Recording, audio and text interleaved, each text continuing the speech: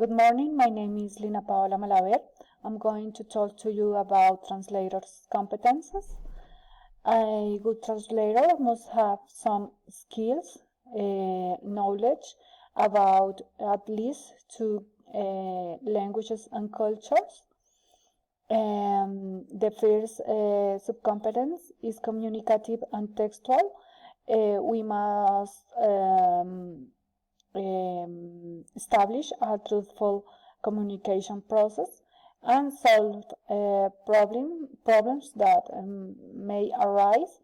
We can see these examples in there is some mistakes that we can make when we don't pay attention and we translate word to word and we don't have a good message of the statements that we must communicate.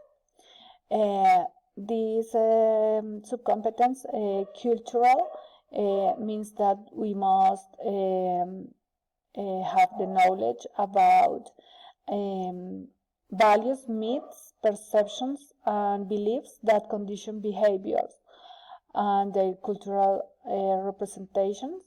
We must pay attention on this kind of information in order to give a good message.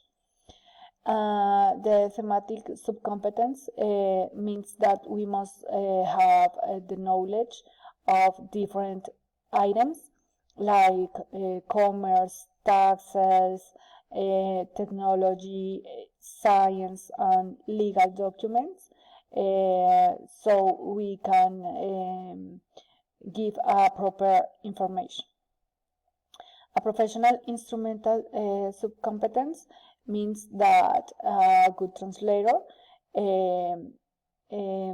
should use documentary sources of all kinds, like databases, glossaries, and know how to use some tools like faxes, dictaphones, internet, and also have the basic knowledge on documents as contracts, tax obligations, budgets, and things like that.